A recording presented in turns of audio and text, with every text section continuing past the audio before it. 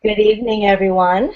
Thank you so much for joining us tonight. I am delighted to have you join our live stream broadcast tonight of our forum. We are really excited, and I'm excited, I'm losing my words now, to be a part of the SOAR Community Network's partnership with the OWN Network, Oprah Winfrey's network, as well as Values Partnership. This evening is going to be such a delight for us because we have amazing spiritual teachers right here, local to us in the Washington, D.C. area. So for those who are tapping into our live stream from all over the world, you'll be in for a treat tonight. The dialogue this evening is going to be centered around compassion, belief, hope, and healing. Now, before we go into our moderated discussion, I would like to give a little bit of background on how we got involved with this initiative. The SOAR Community Network would like to thank the Meditation Museum, Sister Jenna, for introducing us to the community managers of the Belief team. We are just excited, overjoyed, overwhelmed by the opportunity because this is something we really believe in ourselves. The SOAR Community Network is a Belief team partner. Again, as I mentioned, we are in association with the OWN Network as well as Values Partnership to support this upcoming Belief series that has been produced by Oprah Winfrey and her team. What is the Belief series? The Belief series is Oprah Winfrey's landmark 7-night television event. It is premiering on October 18th on the OWN Network. And for those 7 consecutive nights, this documentary series explores beliefs around the world and humankind's ongoing search for meaning and connection. And this is what tonight's conversation is going to be about. Now, from September 11th through the 21st, the Belief team, working collaboratively with the OWN Network, Values Partnership, and our global family, will be engaging in conversation called the BeliefDays of Compassion and Healing. And this is for the purpose of tonight. This is why we are here with you throughout the days of Belief Days to be a part of this initiative.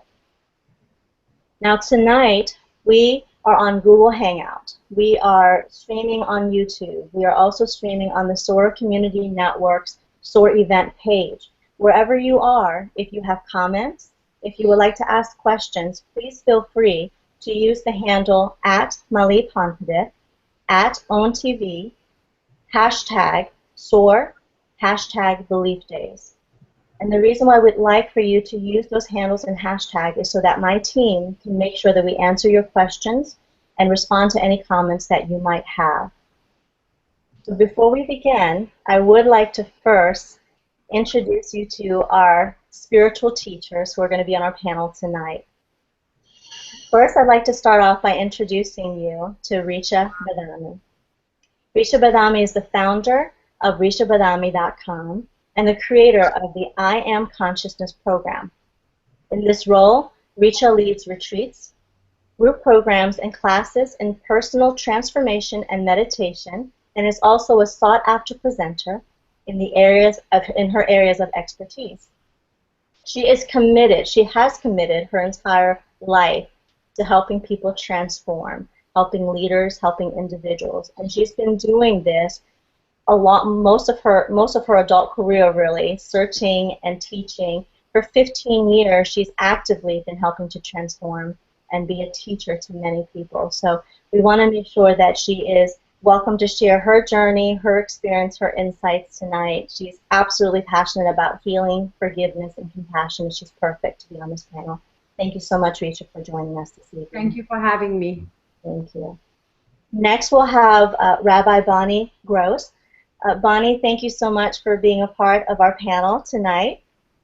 Rabbi Bonny was ordained by the Academy of Jewish Religion in 2006 and is a trans-denominational rabbi, with her training covering the broad range of Jewish thought and practice throughout history and in today's world. This woman, I just met her this week, and she is on what she calls a sabbatical, but I don't think you ever stop teaching. So I'm delighted to hear your heart and your journey and share with us tonight what your thoughts are around compassion, hope, and healing. It will be my pleasure. Thank you for having me. Thank you for being a part of this with us. And then next we have Reverend Scott Sammler Michael. Thank you so much for also being a part of this journey with us tonight. Reverend Scott is a native of Bel Air, Maryland. He has served at the Accotink UU Church in Burke and is still there today. I'm going to ask him later to share his call story because we did this previous to coming on our live broadcast, and I thought it was quite fascinating, his background. And I would love for you to really just go into your background because you do have a fascinating journey and share a little bit about your love and faith connection as well with your you shared that as well. So I'll leave that to you. What I want to do now is hand over, quote, the mic to each of you just to do your own brief introduction and what drew you to be a part of this experience. Why don't we start with you, Reverend Scott? Go ahead and share your call story first because that was really fun to hear. Thank you so much. I am Reverend Scott Sammler Michael. I heard the call to ministry at the mustard gas neutralization facility in Aberdeen, Maryland, at the Aberdeen Proving Ground. I was a control wire foreman for our nuclear weapons treaty regime, building a set of facilities that were getting rid of chemical weapons. It was an interesting place where my former professional life and my values came into sync.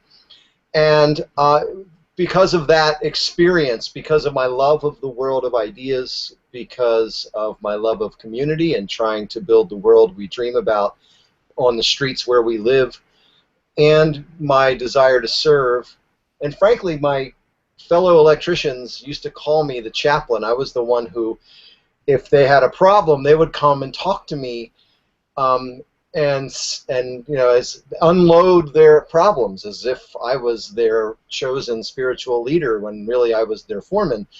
And so amongst all that, I had a minister in my home congregation who asked me the very serious question with a hand on my back pushing me out the door saying, "Why aren't you in seminary? You need to go and become a professional religious leader because everyone else is recognizing it." And since I realized I had no children, no mortgage, no car payments, if I wasn't going to answer the call to serve, who would? So then it became an obligation. I felt the divine had really called me from a deep place, and I was obligated to say yes.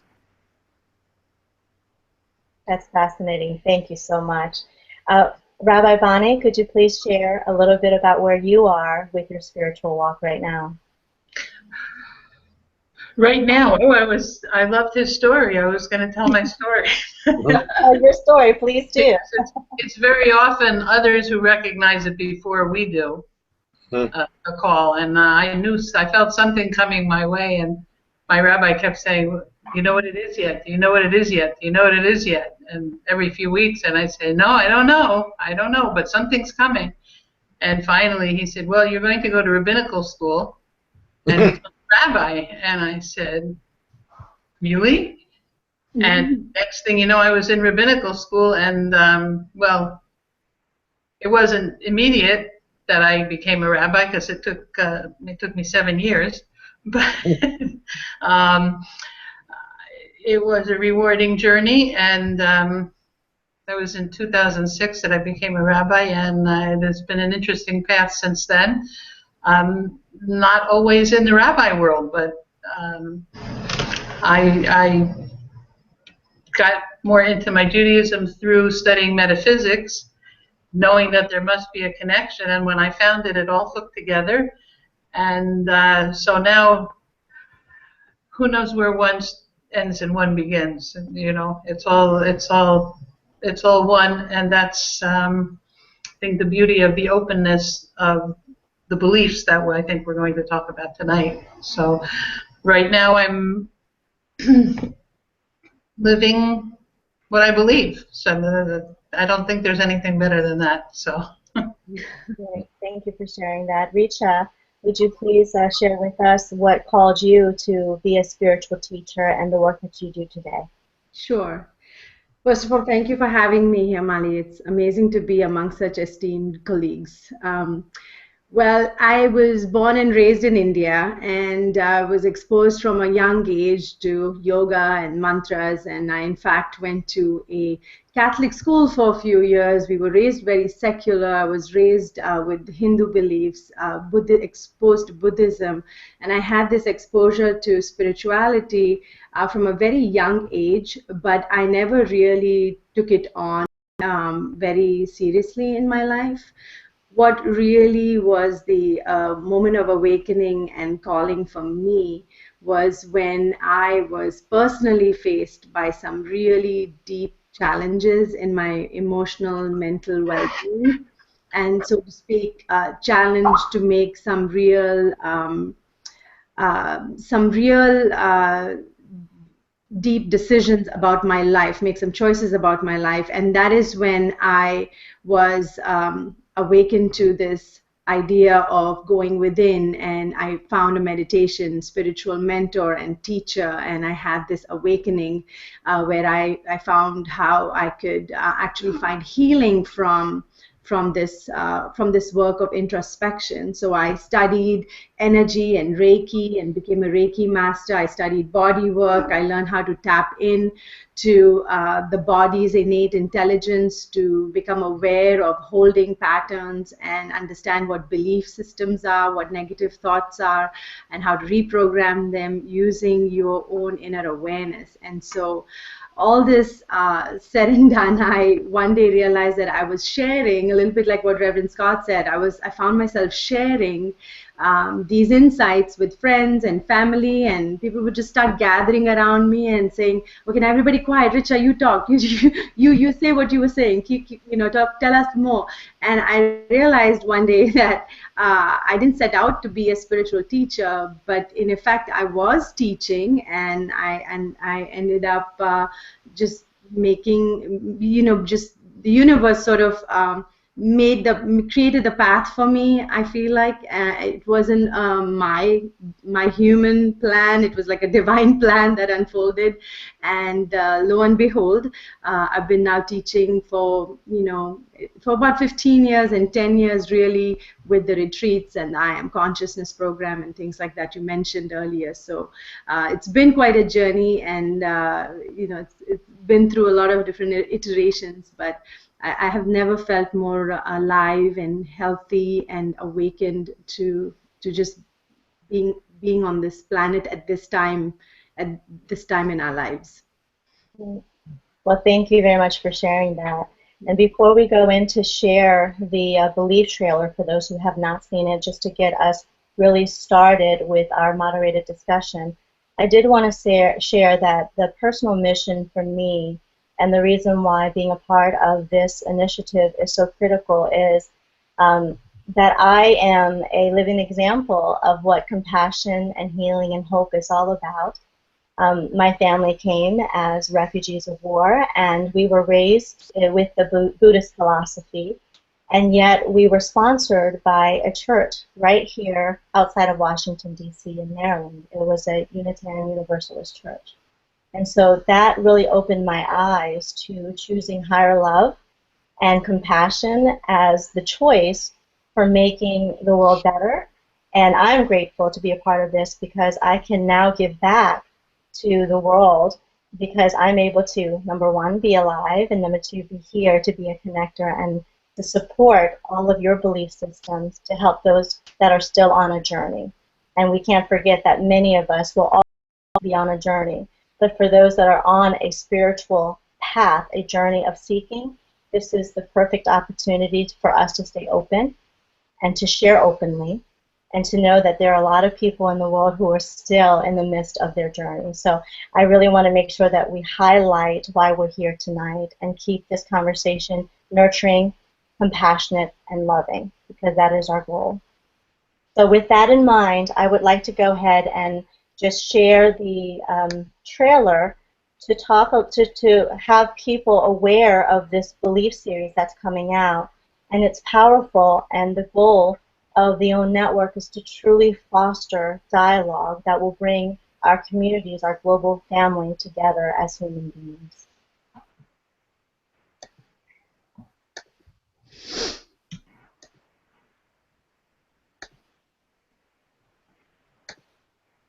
Confidence comes from knowing there is a force, a power greater than myself that I'm a part of and is also a part of me.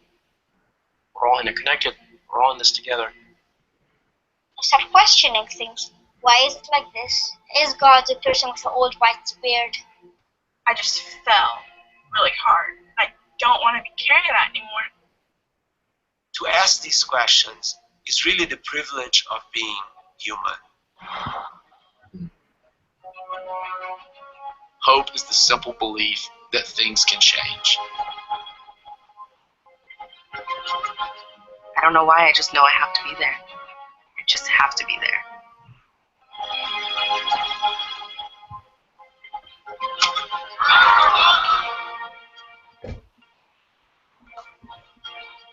I believe in the things that I see and touch and hear.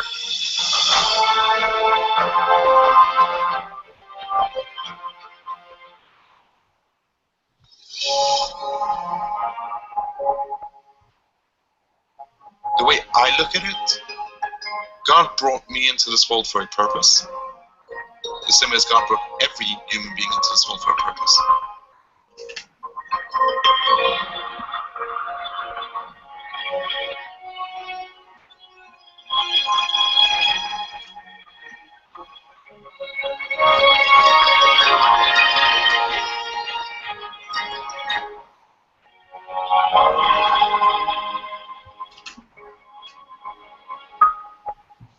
It's up to you to believe.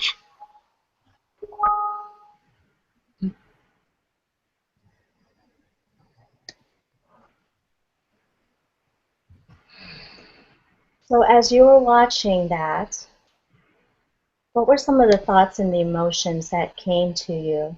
I'd love to have you share some of your insights. Why don't we start with Rabbi Bonny? I think it's going to be a very powerful series, and I'm really looking forward to seeing it. It made me think about the difference between belief and practices. You know, practices sometimes just come from habit, or it's the tradition. And hopefully we'll find out what the belief behind those things are, because sometimes the practices are in place and what happened to the belief behind it, we don't even know what it is anymore. So I mean, that's my personal take on it. I'm very interested in how these practices develop and how they really relate to the actual beliefs. That's my impression. Right. Okay. Richa? Yeah, that's very interesting, Bonnie, what you just said, and it also reminded me of a lot of some of the ritualistic practices that I had grown up seeing, ceremonies and just sort of things that you did not really fully understanding what they symbolized, what they were metaphors for, and that's something I have now, as a grown adult and doing more of the spiritual work, have understood a little bit more deeper, that they're metaphors for certain concepts that are deeper. But for me, when I think of, okay, beliefs and what do we believe in, today what I stand by is more of the beliefs that we have taken on, that sort of dictate the inner dialogue that we have within us, and that's what really stands out for me when I hear beliefs and what do we really believe in. And I feel like we have at the core taught ourselves certain beliefs. So that'll be interesting to explore that through the rest of this conversation today. Reverend Scott, what are your thoughts and emotions that came to you when you watched this trailer? Well, the trailer reminds me that belief is reserved for those things that even if we feel convicted about them, they may not be able to be measured or proven in ways that folks in laboratories measure and prove. And what seemed to move me in that trailer is two things. Number one, human beings are wired to be in community, to come together. I believe it's only bacteria and fungus that comes together in such large groups of individuals as human beings. And there's a reason for that, is we feel a need for connection. and we feel that there is something greater than ourselves, even if for whatever reason we may be focused on the self in a particular moment. And this notion that our being is inexplicably and yet intricately linked with the beings of everything else on the planet, not just other humans, is something we need to express in different ways. And that's where the practices come in. The practices are different, but the desire, the need for fulfillment and to feel more whole, it tugs us to come together and figure out what those practices are and how to express those beliefs that we feel at our core connect us with all that is. That's very powerful. Well, let's start off with our first question of the evening. And since, Reverend Scott, you touched upon some great points, I'm going to have you continue on and start off with answering this first question. What role does faith and belief play in your personal life? So the interesting thing from a Unitarian Universalist perspective, and folks may not understand how we do religion a little bit different.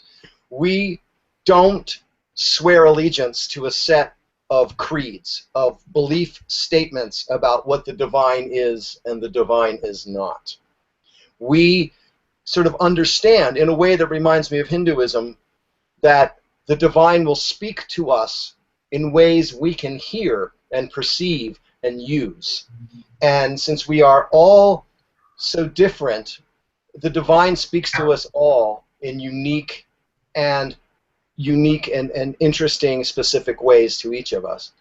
So for me, the belief piece is something that I search the world's religions and poetry and science and all those things for my own revelation and in moments of quiet reflection, and try to construct my belief system and then to share it with people in my community and my colleagues.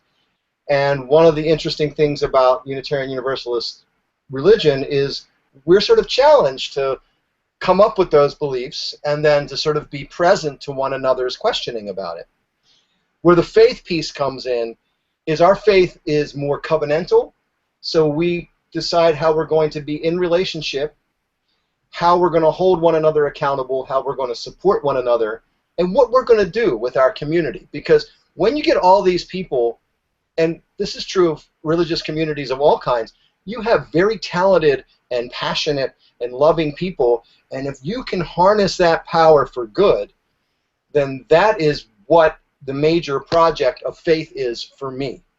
I believe that we are called to come together to recognize and uplift the divine spark in each individual in many different ways, honoring their paths, giving them the freedom and permission to speak what they need to speak, and to change systems that can oppress and other public policies and structures of society that diminish people's ability to connect with that which is deepest within themselves. Thank you. Rabbi Bonny, what would you like to share about the role that faith and belief play in your life? Well, I think I'm going to personalize this a little more. And faith and belief in my life permeate everything in my life. My faith is complete and positive. That's all positive. Some of my beliefs, mostly the ones about myself, may not be as positive, and those we're trying to drop along the way. But the beliefs that I have, the more general beliefs that I hope that my beliefs are manifest in all my actions. The positive beliefs, that is. I hope that all of my beliefs, whether they be cultural, religious, personal, spiritual, political, I believe that they need to be in every action that I take. And the faith is manifest in every moment that I put one foot in front of the other. And with every breath I take, every conscious breath that I take, too many of our breaths are unconscious, but the conscious breaths that I take, I believe, are filled with faith. In the Jewish tradition, there's a prayer that you say as soon as you open your eyes in the morning. You don't even get to get out of bed yet. You just open your eyes, and the prayer thanks God, in a very loose translation, thanks God for returning my soul to me and for God's great faith in me. And when I really took that in,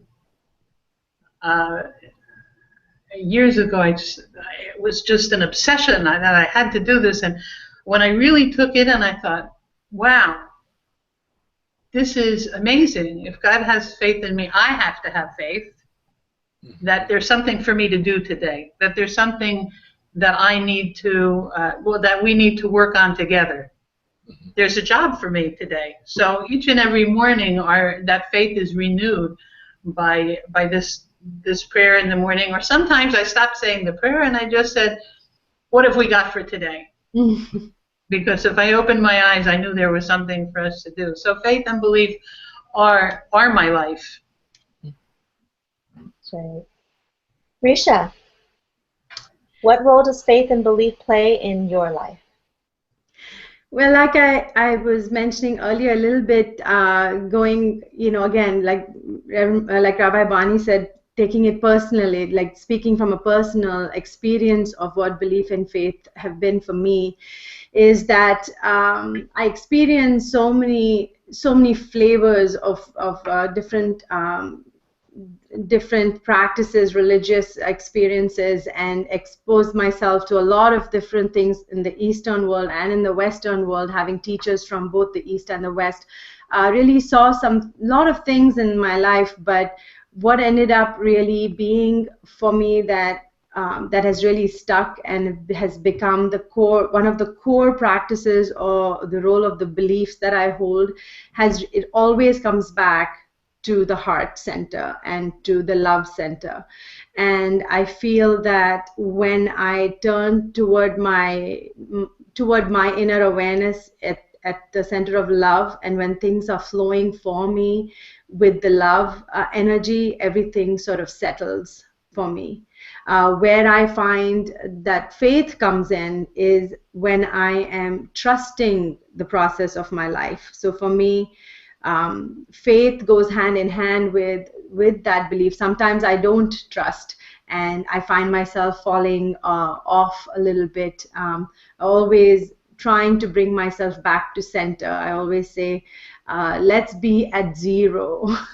So it's just that place of centering and being balanced within the inner space of awareness. So I searched on the outside in different sorts of groups, but I found that for me, what was the most connecting, and that is how I perceive my practice of belief in my life, is by coming back to what is true for my heart and true when the love energy flows, and then connecting with the world through that center. And that's what the faith and the practice for me has been. Well, before we move into the next question, I'm getting word on the street that we have quite a few people watching us on YouTube and on Google as well as on the website. Please remember to tweet in your questions so that we can make sure that we get to those answers if possible toward the end here or along the way. Make sure you use the handles and hashtags that I asked earlier, at Phonpadith, at OwnTV, hashtag SOAR, hashtag BeliefDays. Thank you so much. We'll make sure that the team continues to keep me updated on your questions. The next question, and it is related to what we talked about earlier, so it may sound repetitive, but I want to really focus on your life purpose with this one, okay? What do you believe, and how does that belief system bring you closer to your life purpose, to your personal life purpose? Who would like to start? Okay, I'm going to call on someone then. Why don't I call on Richa? I was just going to say, I don't mind talking about that. So it's everything. I think what you believe and how it brings you close to your life's purpose, I think it's been everything for me. I've been through so many iterations in my life. I know I say this again and again, but Back when I was in India growing up, I was very involved in theater. That led me into a career in Bollywood as an actress. I found picking up a script and reading dialogues and lines from a character I was playing versus being me was easier with camera, lights, action, and then just being able to switch roles and just, put on the makeup and go, right? And so when I was connected to this heart's work of awakening from the, awakening and really connecting with who I was and what my experiences of life had been, I realized I was like a Jekyll and Hyde. I was two people. I was a split person. I wasn't really being who I was, because who I was a lot of pain and anger and shame in my life at the time. This is some 20-some years ago. And the acting career was the perfect facade. It was perfect. It was like, I was so set up to hide behind the masks. And it was working for a while until I started to fall sick. I started to have chronic allergies for like no seemingly no good reason, and my body was breaking down, my relationships were breaking down, I was having suicidal thoughts, and it was a real darkness that I could not overcome. And that was when I found this work of meditation and spiritual insight and growth, and when I was able to awaken to that, I started to find my life's purpose. My heart started to sing again. Instead of the darkness, there was one ray of light that just started to, open me up into the possibility of living, loving, healing, forgiveness, which has been huge for me in my life, the work of forgiveness. And that is really what brought me to where I am now. And so being aligned, your beliefs being aligned with your heart, and that to me is everything. It's literally given me a new life. My birthday was yesterday, but I believe that the day I went to that first retreat and I had that first powerful meditation where I really let go of the stuff that was holding me back, I feel like that day was my birthday. Like that, I was really able to come back to life. So being aligned is so powerful, and I'm sure my colleagues would also agree that without that, you're just set up for a unfulfilled experience of this blessing that is life. Bonnie, would you like to share your concept or your insight around what your belief system has allowed you to feel closer to your life versus how it has allowed you to feel closer?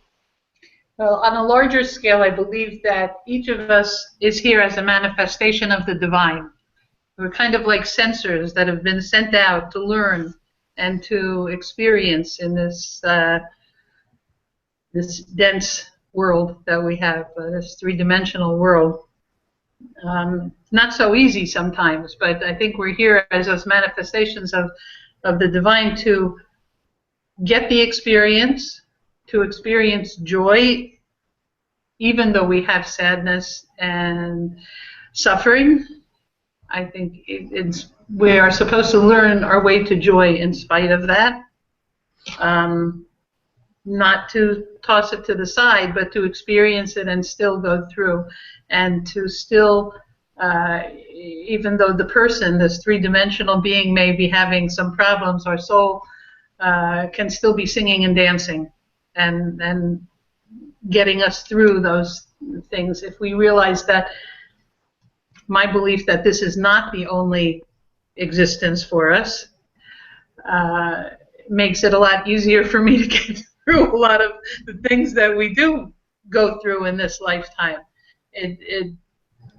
This is not, my belief is that this is not the be-all and end-all, and it certainly lightens my spirit to to go through life with that belief. I had this moment about 20 or more years ago, very shortly after the death of my father, with whom I was very, very close. I was Daddy's little girl. And Daddy never stopped talking to me even after he passed. Mm-hmm. And I remember I was having this horrible moment of just missing him, not knowing what to do about it, just, you know, the bereft moments that we have in our grief. And I heard him as clear as could be. And he said, Bonnie, my girl, you no longer have a choice about whether you're going to do what you're supposed to do in this world. That choice has been made. The only choice you have left is whether you go kicking and screaming down that road or singing and dancing. And I said, okay, I guess I know which one I'm going to choose. And, you know, it doesn't mean that you don't experience sadness, but we need to keep our souls singing and dancing and reaching out our hand to invite others to come along. In spite of the suffering, I don't say there's no suffering. I don't say that anybody gets out without suffering, but we need to get through that. And if we can keep in mind that this is not the be-all and end-all, but a path, a means to get to something else, I think it is very helpful. I think it lightens the spirit, and I think how does it reflect on my calling? I think I'm supposed to keep singing and dancing and reaching my hand out to others and passing on the grace and blessings that I've been given in life. And so I made my choice, and I'm going with it. And I feel the stronger my beliefs in these things get, the clearer the path becomes, and I really don't worry about it because I know the next step will open up for me, and I will be shown what the path is. So strong belief enables you to see what your path will be and your life purpose. Thank you. Thank you. Reverend Scott, what are your thoughts on your belief system and your life purpose? My life's purpose, at least in this calling as a religious leader, is to remind folks of the connections that exist among us and between us and the divine. And that comes from a deep-seated belief that we are all connected, that somehow the ultimate reality is one, that we are placed here with incomplete knowledge of the universe as it's constructed and the divine realm as it is constituted, and yet there are beliefs that I hold dear which propel me to do what I do in the world. I believe that we are our brothers and sisters' keepers. I believe that we are meant to facilitate love even when it comes with pain. I believe we are meant to do what we can to remove the errors and the lies and the prejudices that keep us from recognizing the full humanity of all of our brothers and sisters on this planet. And as such, that has informed, if not compelled, my life as a spiritual leader to do everything I can to make those connections, to dispel those lies and errors where possible, and to remind folks that we're part of something so much greater than we can possibly understand. To remind ourselves that in some way we are here because the gods need us to celebrate them. It's not enough for them to just exist in the divine realm. They want us to show them with our actions and our love that we understand this great depth of love and possibility with which we've been granted, and what are we going to do with it? And like Bonnie says, they want us to be singing and dancing, and they want us to be healing and correcting, and they want us to be present for people in their most dire need and to celebrate with them in their greatest joy. The all-powerful answers. I'm gonna deflect a little bit from our questions because we have some questions from the audience. So I'm excited to put some questions out there. We have a question from Akia Garnett. What is the definition of belief for each of you? I know, I threw that one. That was a surprise one. Okay, who would like to take that challenge on? What is your personal definition of belief? Sure, I'll start.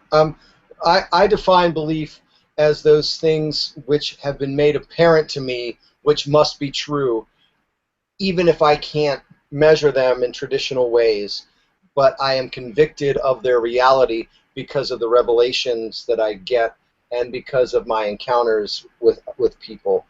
And that's how I define belief.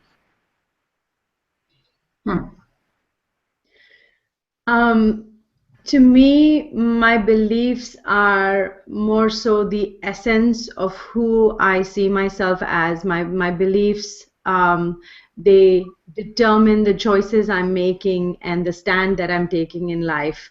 I believe they create the results. Therefore, the experiences and the results, I feel like they are the seed that then grows into the fruit that is born into your life. And to me, belief is like that essence, that nectar that's within you, and how you shape those beliefs is up to you. Well, I had the same question that the that the caller had. I asked what was the definition of belief for our purposes in this discussion, because we could all be operating with a different idea of what is belief. The two of you just had very well thought out answers to what a belief is. I'm not so sure that mine is as articulate. I think beliefs are the thoughts that we hold. That, Bonnie. The thoughts that we hold in, I believe, in our heart, or heart thoughts that direct our intentions, our actions, our behaviors, that direct our life. They are thoughts, but I believe I would say that they are heart thoughts, except for the ones I don't like about myself. Sometimes we have thoughts planted in us in our early years that become beliefs that are not at all true. Right. So many of our beliefs are not true. That's right. My determination for whether they're true or not is there love behind it? If there's no love behind it, then it's not true. Yeah. So that may be simplifying, but that's my definition. For the sake of the definition, for our community leaders, for the belief team, the purpose, for the purpose of this conversation, how we're defining belief is very broadly, and belief is cultural, spiritual, or religious practices that one engages in to sustain their lives. So we want to keep it broad because we know that people are joining us from all over, including our three panelists who come from various backgrounds. And belief is such a personal definition. So for our viewer and who asked that question, I think it's personal for everyone. We can all define belief differently. And that's the beauty of it. And the beauty of sharing it and borrowing concepts and learning and growing and expanding our belief system is quite critical to the purpose of what we're doing here on this forum and hopefully every day in our lives. I have another question from our viewers, our audience member. This one's a little tougher. So I'll have you volunteer to answer if you want to answer this one, okay? We have this question from Skip Muller on Twitter. What are your thoughts on some vehement Christians advocating violation of separate church and state to push their views? Whoa. Okay. Any thoughts on that? Can you say that one more time? Yes. The question is, what are thoughts on some vehement Christians advocating violation of separate church and state to push their views?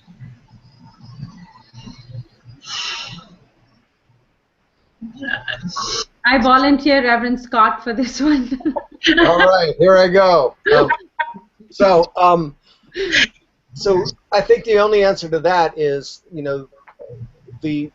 for me, this moment is that the only time that we can expect, religious belief and political structure, political organization to be melded in a way that doesn't create madness, oppression, and even evil is if it's very, very small groups of human beings. But once you get to large, contemporary, pluralistic societies, there is a dance or an art between how are the political structures organized and people's individual freedoms championed, while at the same time allowing people to express what they need to express and to believe what they need to believe and to practice what they need to practice.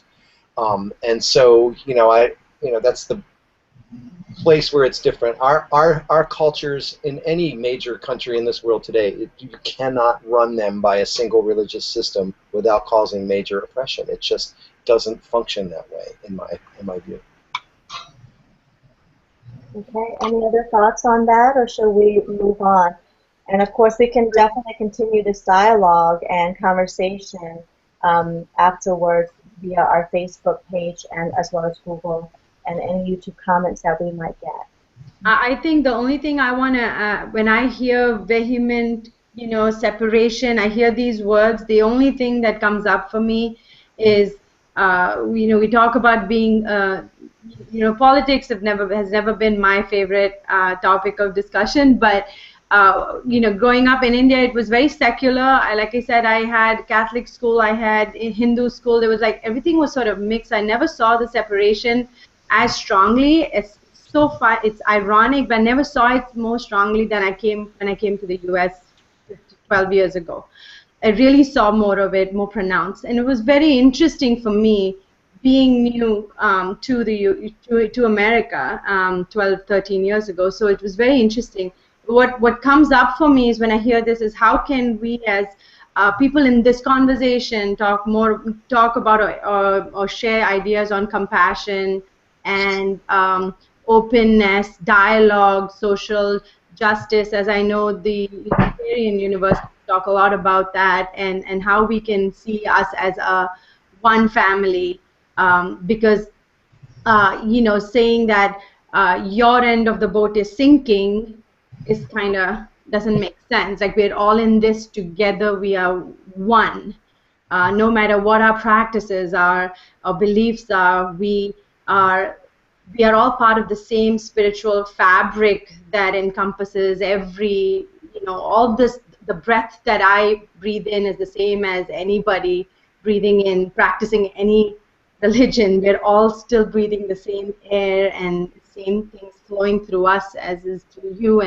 And how can we, instead of focusing on separation and anger and fundamental differences, I don't know whether this is right or wrong, but how can we talk more about connection and compassion and uniting with one another through our hearts and love and forgiveness and that kind of thing. I don't know how realistic that is, but that's what comes up for me when I hear the sort of conversation. It just sort of, my hands get sweaty. It's like, why are people so tense about, this is supposed to bring us closer to divine. Why is there so much angst around it? But it's just that's just me. Yeah. My only thought is no. Just no. No. Well, I think also the purpose of doing dialogue, conversations, getting together and sharing is really to foster that, to make it more accessible and possible, because it all, but I believe, starts with conversation. And sometimes conversations and debates are not pretty, they're uncomfortable. But if we can hold each other accountable to our belief systems and our faith and walk each other through to at least expand our perspective, I think it makes a big difference to move us a step, just a step, a little bit at a time forward together.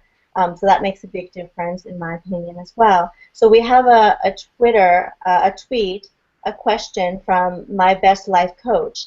How did the panelists know this was their calling in terms of your belief faith? I know that you touched upon it in case you missed it in the beginning. How did you each know? Was there a moment, was there an experience that just drew you and said, I'm going to become a spiritual teacher, I'm going to become a spiritual leader? I'll just very quickly say this because there was no other path left for me. Like what happened for me, what happened is I did other things. I got into businesses, and I said, this can't be, this can't be a full-time thing. This is good for me, but who am I to teach anybody spirituality? This is good for my healing, and let me move on and teach, my children and keep my family going. It was almost like every other door, the universe said, you will not go anywhere else till you continue this path. Nothing else. The grace with which this path unfolded in front of, it literally lifted my one foot and put it in front of the other and had me move with grace through this path. Everything else felt like an uphill battle. It felt I was struggling. It felt like I had to work hard to accomplish. But when it came to the energy work or spiritual meditation, transformation, it was not even work. It was just being okay with the universal plan. And so yeah, my answer is really quick. There was no other option almost. It was like, this is it. This is your lane. It was so strong for me. Rabbi Bonny?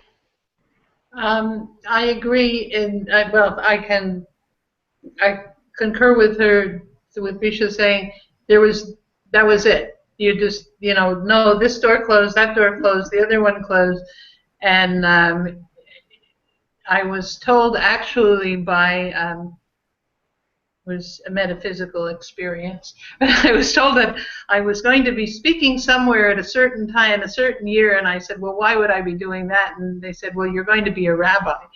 And I said, no, I'm not.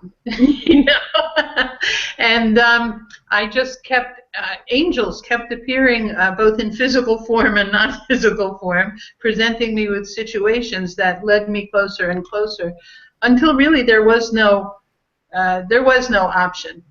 That was what I had to do. It was as though there was not only the people who came as angels to offering me positions and such, but I always felt that invisible hand on my back, just pushing me towards things that I would never have walked towards on my own. And eventually I got the idea, and I didn't have to be pushed so hard anymore. And life just, it evolves. It evolves in the way that we are supposed to go, and it's up to us to keep our eyes open and not bang into the closed doors repeatedly, and look for the ones that are open. And those were the doors that were open for me. Reverend Scott? Well, 3 things happened in the same week in 2002 for me. One, I was on a job site where a man, his name is Squiggy. I don't know the man's real name. Everybody on construction sites has a nickname, and his was Squiggy. And he came to me crying. He was the practical jokester on the job. And he came to me crying and just opened his soul up about some people in his life who were just being awful to him. And so that was one day. The next day I went to a worship service that I was leading. I was leading an alternative worship service series at my home congregation in Bel Air, Maryland. And a woman came up to me crying. She wanted me to bury her father, to do the memorial service for her father. And, I was not even in seminary yet, and I'm like, well, I'm not the real minister. You need to talk to Lisa Ward, the minister of this church. But for her, I was her minister. That was the worship service she came to. And then the next day on the way to work, I got some awful news from a close friend of mine that someone had committed suicide. And of all the people in the world, she called me, so I didn't go to work that day, and I went and sat with her. And, if you don't hear the divine calling with 3 different things within 24 hours, then you might need to get your hearing checked. And so that's where it became apparent that I had no other option, to quote Bonnie, and it was time, and I needed to say yes and to surrender. And surrender is not something we're taught to do well in this culture. Thank you. Thank you also for our viewers for sending us such great questions. Keep them coming if you can. We appreciate that. So the next question is, how do our diverse cultural traditions bind us together in community with one another?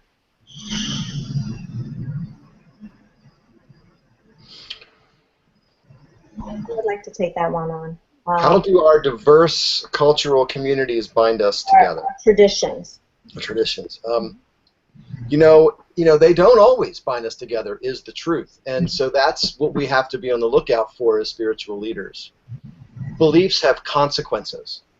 So if you have a belief that human nature is inherently depraved, to quote John Calvin, then you might think it's okay to torture people. And you might think it's okay to lock a whole lot of people up for seemingly minor offenses. And you might think it's okay to start wars and to wreak havoc on the planet. Beliefs have consequences. So I think we have to become responsible for our beliefs within our traditions. So we have to locate the pieces of our traditions which are openings for broader community.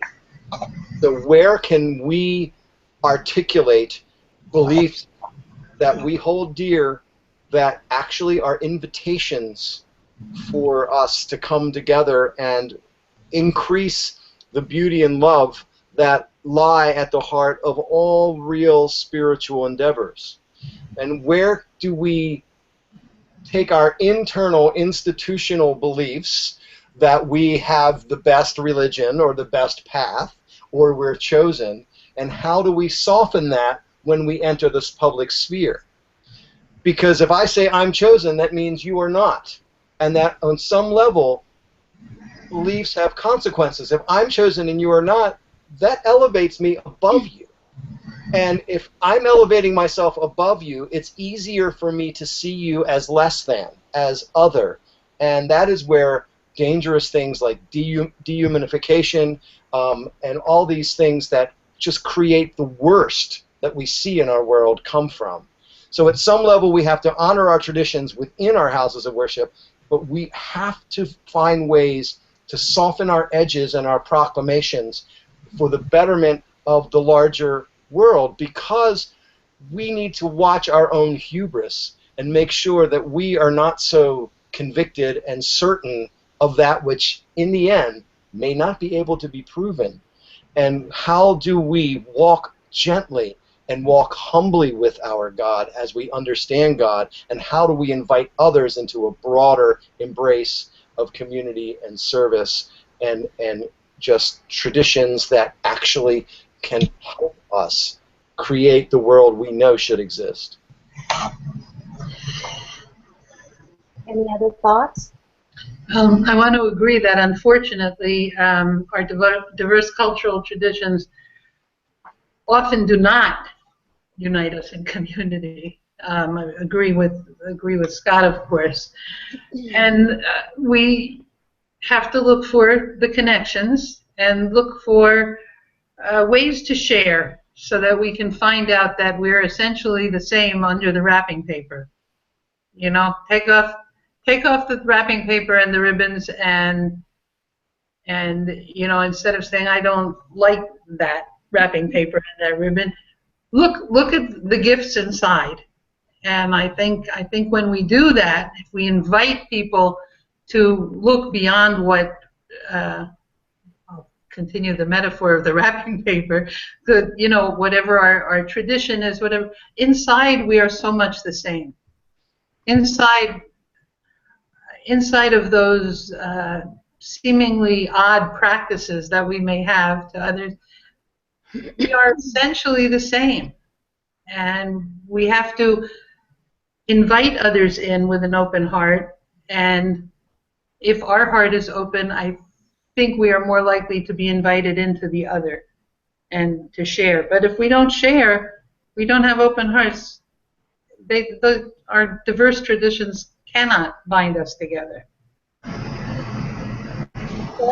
Just picking up from where Bonnie left it and Reverend Scott both said it so beautifully. It reminded me of an experience I had this summer in June at a friend's wedding in California. And her wedding was in the Redwoods Forest, and this was really a community wedding. All her friends had come together to put this wedding together.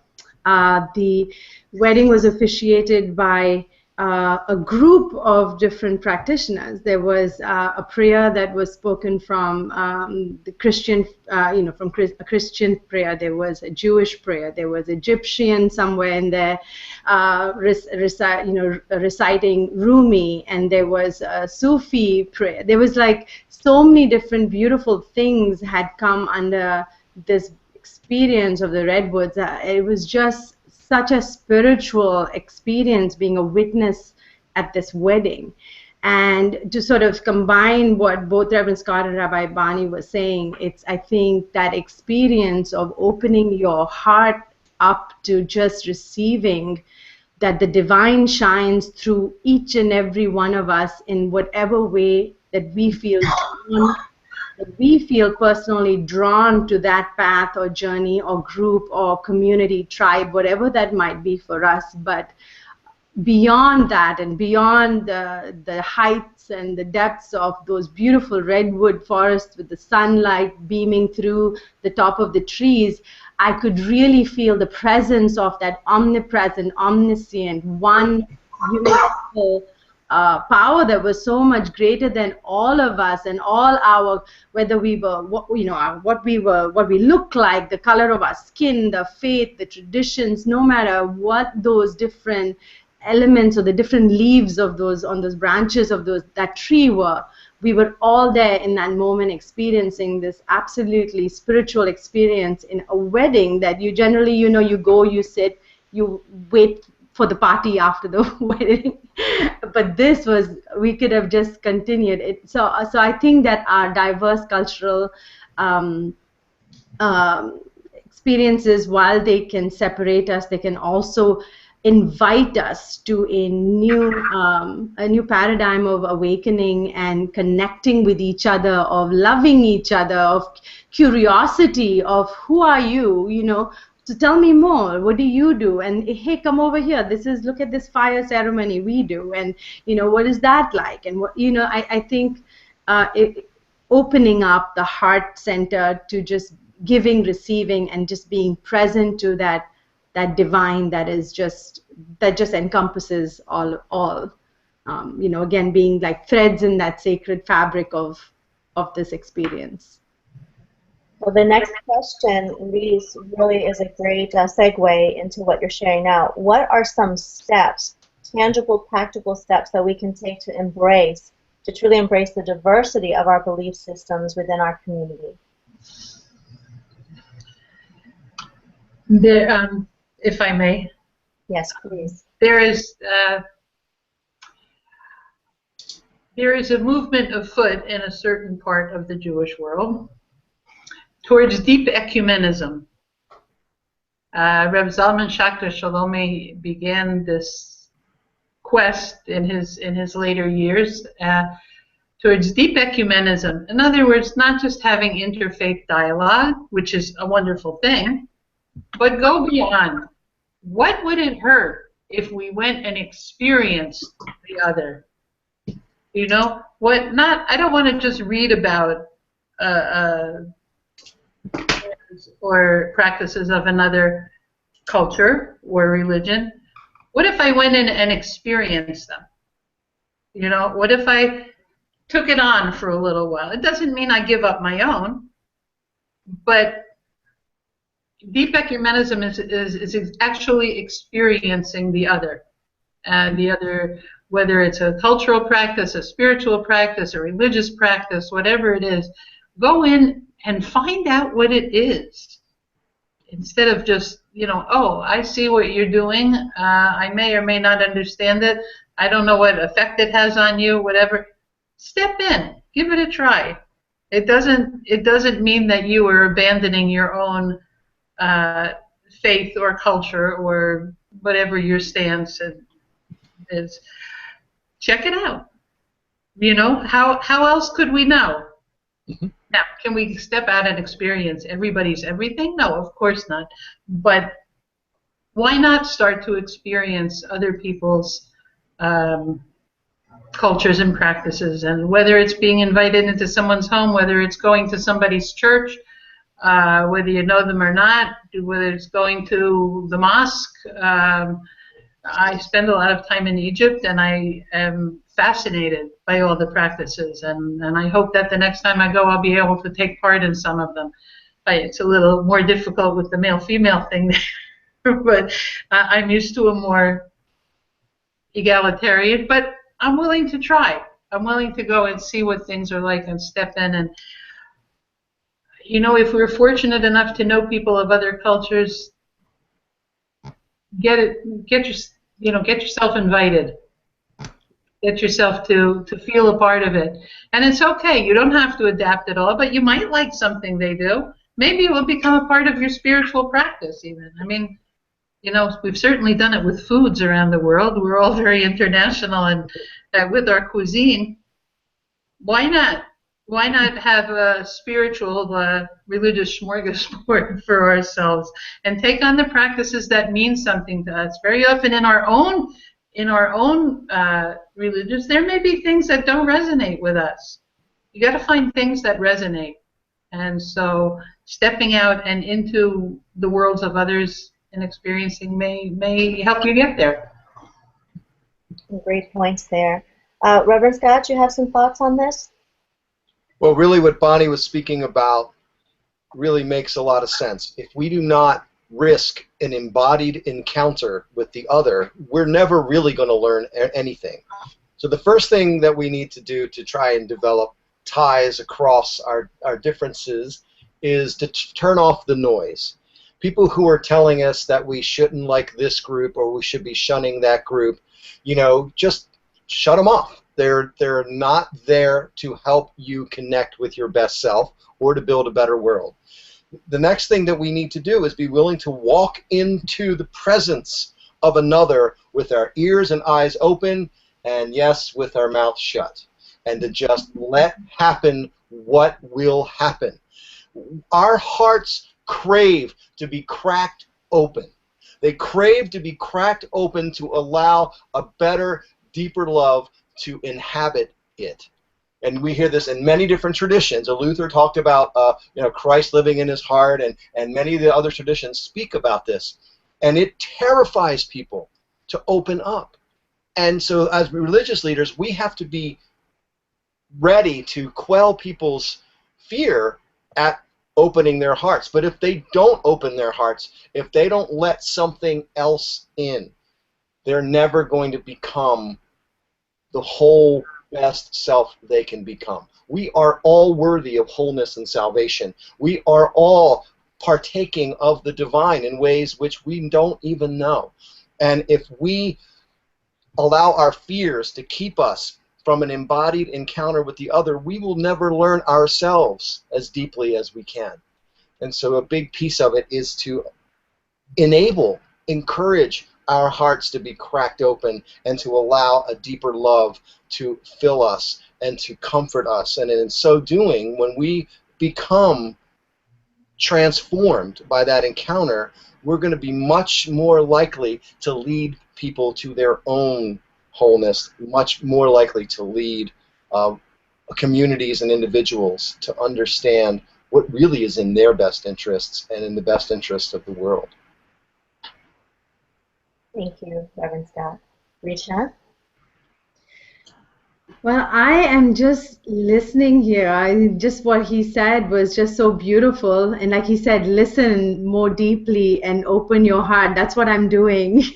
Just not, just taking this in. This is, it's just so moving to hear these words. So thank you both, Rabbi Bonny and Reverend Scott, for those words. And I resonate completely with that. So I don't know if I have anything more to add on this. It's just exactly what they said. Beautiful. Wonderful. Well, we have another question coming in from our viewers. Does sense of humor play a role in keeping your beliefs grounded and connecting people. Absolutely. We needed that question, didn't we? Essential. Laugh or go crazy, right? Well, Of course, Richa, humor has to be. I would love for you to share this because I went to one of your workshops and seminars, and we had someone there who had a beautiful laughing meditation.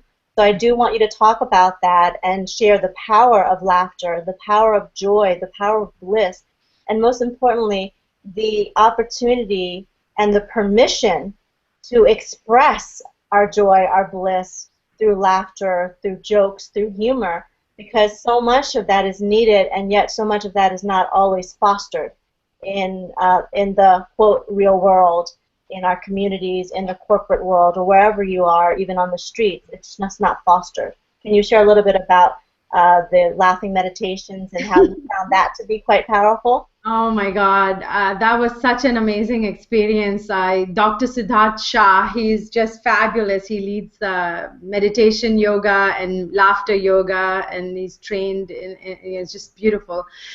I think the one of our cultural programming, I think, in our society is we take ourselves really seriously, and we take things so seriously we forget that that laughter and smiling, it's just such a healing experience.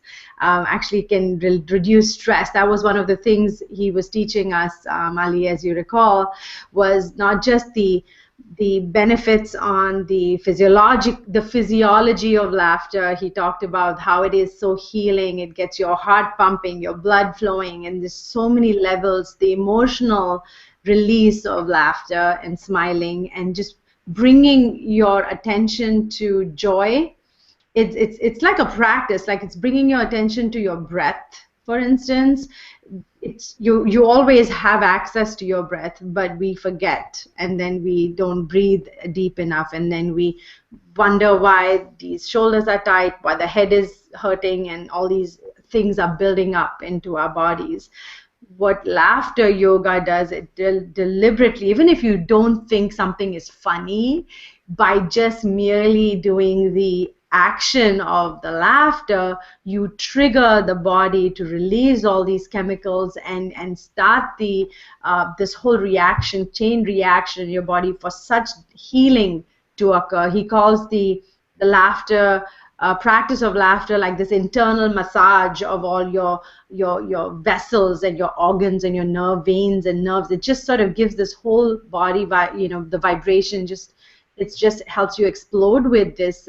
You start to find your aches and pains, and things disappear. Literally, we laughed so much we were crying, and that was my question for him. That how do you end up crying when you laugh so much? And he couldn't answer that. He said you should talk to a real doctor about that.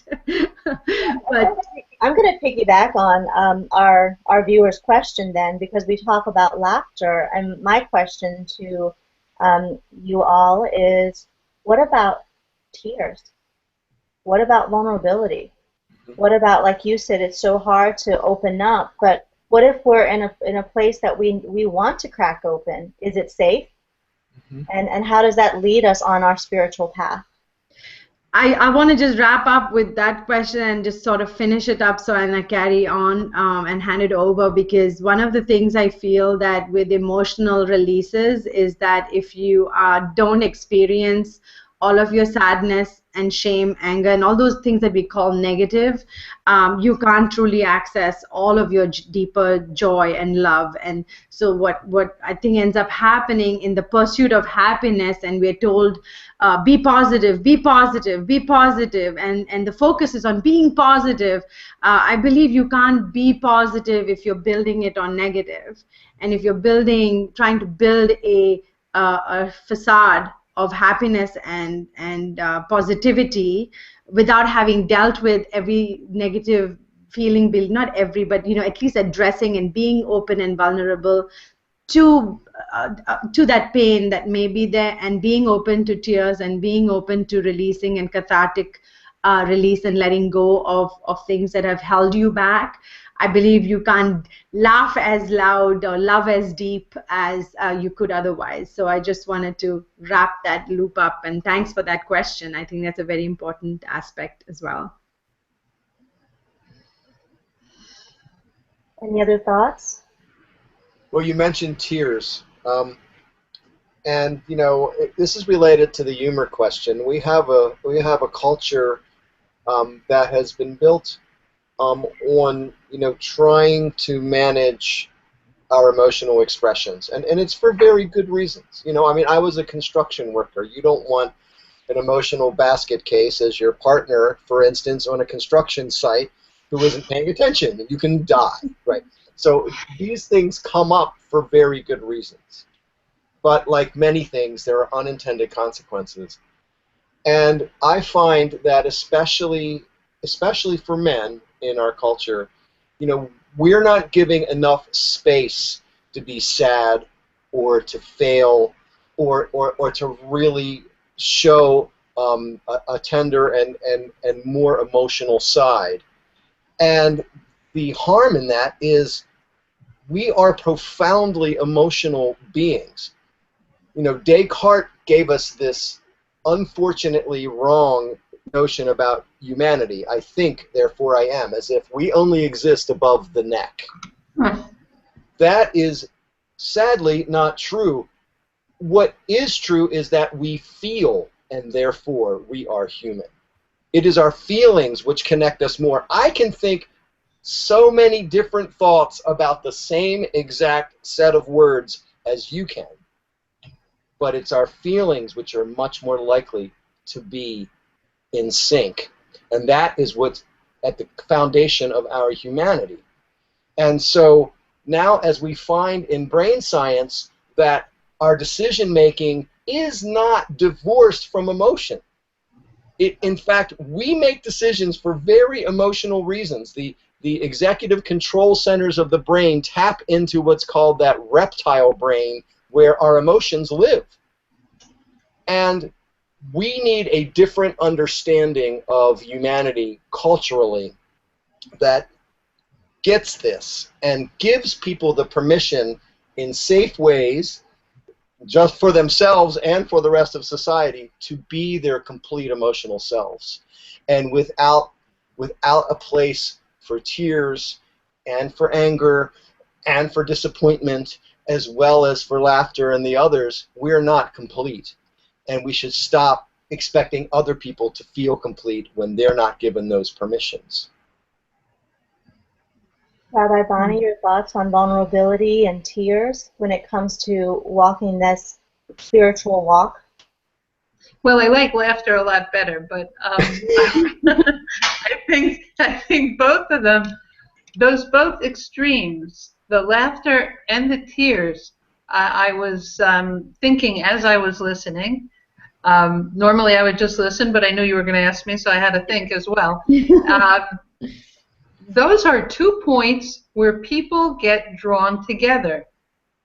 Those are 2 points where people connect. People who don't speak the same language from different parts of the world can connect with laughter. You can see something, you just know it's funny. You don't know words, and hearts connect.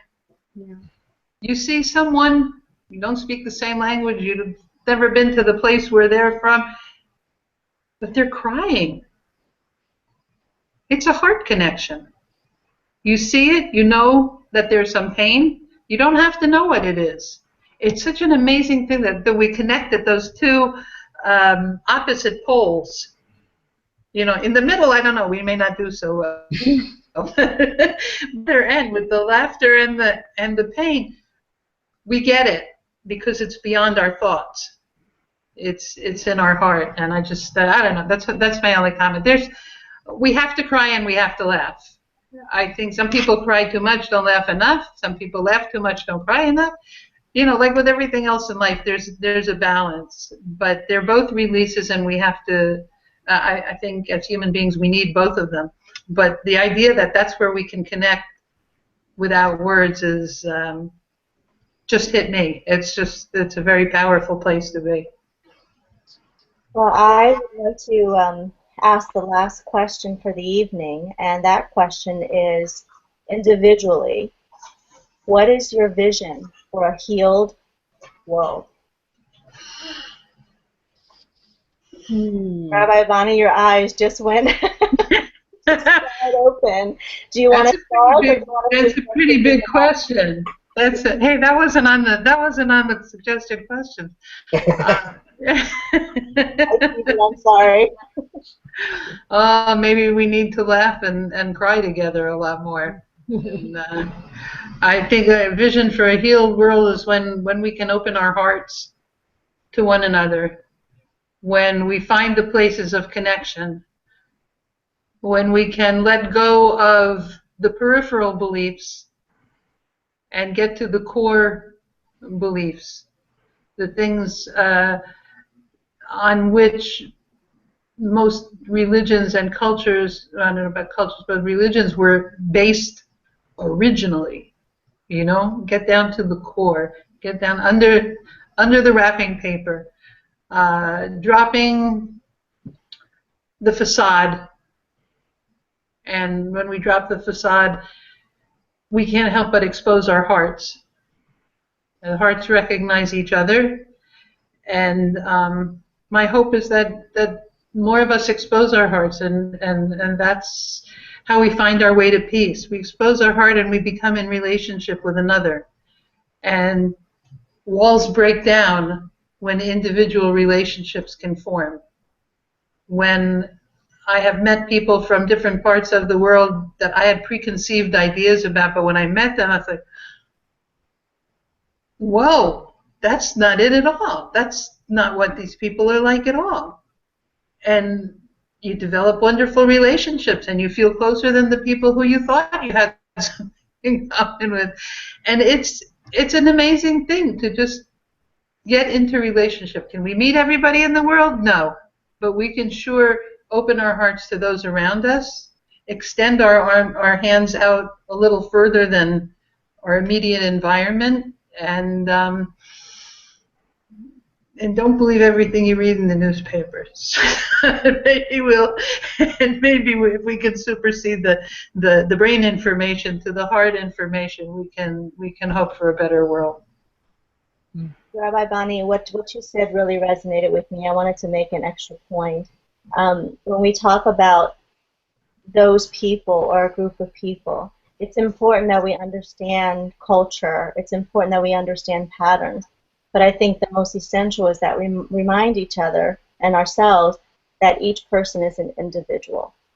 So even though they come from a group or a community, you will never understand the depth and breadth of that person and what they stand for until we actually allow time to commune with that person. And that is so important for each and every single one of us, because we are human beings and we have prejudices. And we have these, subconscious and patterns of behavior that aren't even ours. Anymore anyway. They were planted somewhere along the way. And then we stopped to look deeper and said, do I still believe in those things that were never really mine to begin with? So I want to make that point because I just felt compelled to remind people that yes, there are communities and cultures and all those things that bind us together, that every single person is a unique individual person, spirit. So thank you for that. Reverend Scott, what is your vision for a healed world? It's important that we remember our duty, and I believe it's a duty, to examine the assumptions and the culture that we inherit. I get most sad when I hear people say, recently I've heard people say in the news trying to defend their stances on race or on certain other religious traditions as, well, this is how my daddy taught me. This is what I grew up in. And I'm sorry, that's not good enough. We have a divine gift of insight, and we have a sacred duty to crack open the silliness that we inherit. We inherit baggage from our culture and from our families and from our histories. So, and we have an obligation to say what is nonsense and what is useful. And we have to discard that which is creating division and justifying hatred and trying to deny the inherent spiritual connection that we all share. So the phrase beliefs have consequences. We need to understand and to transform our beliefs in such a way that we can enable the connections between us. And this is not going to happen from books or from Facebook chats. It's going to happen from embodied encounters with others, invitations into relationship, of actually sharing the physical space and experience with other people who are not like us. And if we're not doing that, we are not doing what we are called here to do by God. We are called to establish those connections, because at the core of our being, not just the spiritual being, our physical being, we are in some ways made of stardust, right? We are made of all of the stuff of the universe. We are all made of the same stuff. We are all infused with the same life force, that creative power of the cosmos that brings us into being. We all breathe the same air, and that spirit, that breath, gives us and all of us life, and should remind us all that we are all in this thing together, and that we need to put aside those things which highlight why we're better than and why the other should be feared, and we need to find ways to not just enable the connections for ourselves, but to challenge our families and our communities and our neighbors to do the same. That is my vision of the world healing. Beautiful vision. Thank you, Reverend Scott. Thank you, Rabbi Bonny. Richa, what is your vision for a healed world? This is so close to my heart. A vision for a healed world.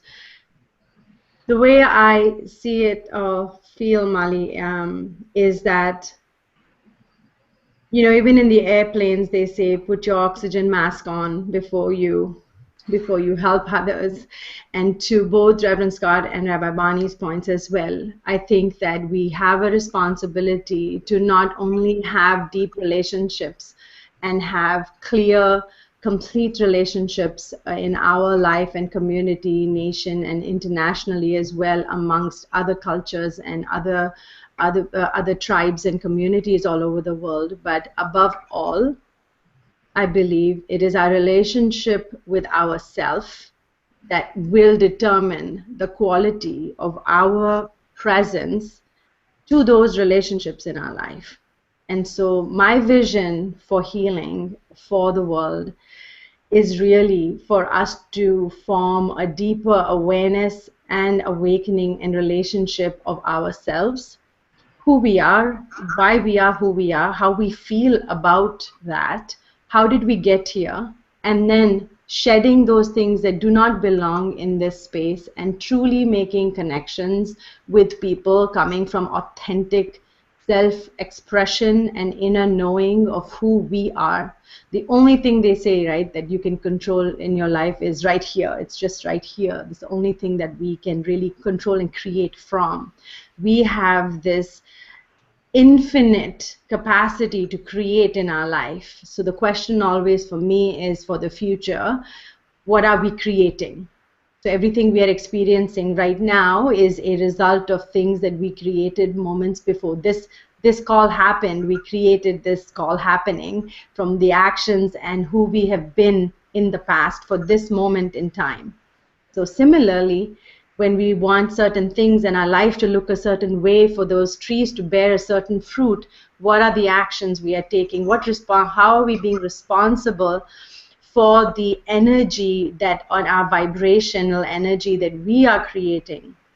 And one of the most important things, I think, for humanity, perhaps, this is my belief, is that to really get present to what is unforgiven in our lives and to forgive that and to find true inner healing with yourself, forgiving your past, forgiving the relationships from your past, and above all, forgiving yourself for having perhaps invited those experiences and people into your life itself, to let go of the shame and the pain and the anger, and really become authentic in celebration, like Reverend Scott earlier said, laughter, genuine laughter, and not just a facade.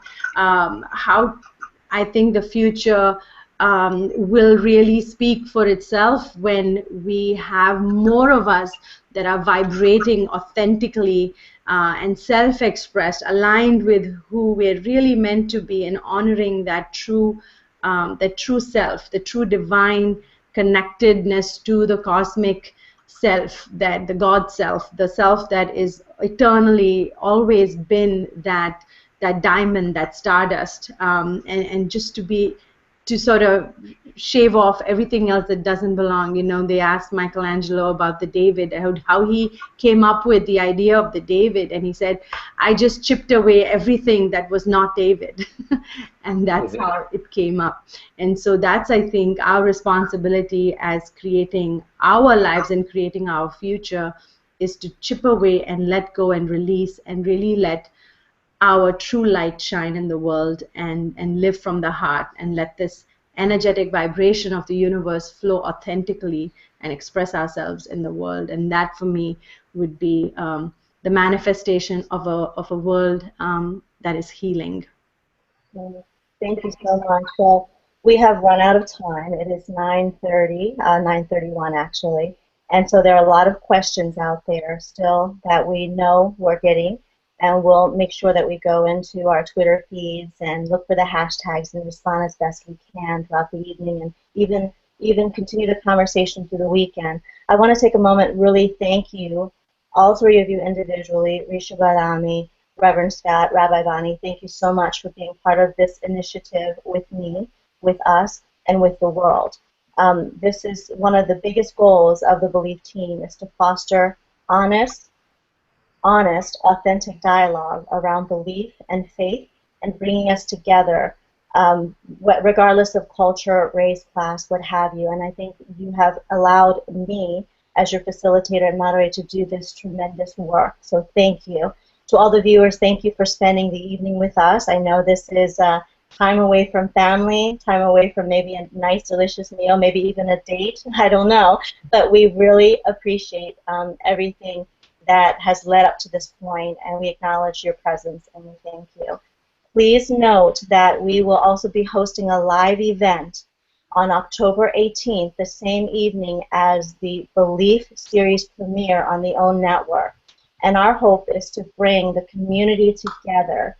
We are being sponsored and supported by the different departments and units at George Mason University. We have the African and African American Studies. Thank you so much to Wendy Manuel Scott for being a part of that charge for us. We have also the Female and Gender Studies. We have the Advancement for Wellness Center. I mean, we're just so delighted to be a part of their journey as well, and we thank you for sponsoring this event. We're also sponsored by Bliss Magazine.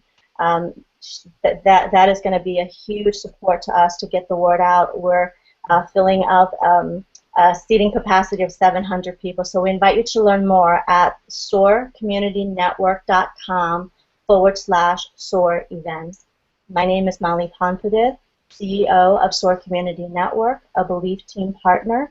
And if you have any questions, concerns, comments, please find us on Twitter, Facebook, and also the website. Thank you and good night. Thank you to you all. Thank you. Thank you so much. Blessings.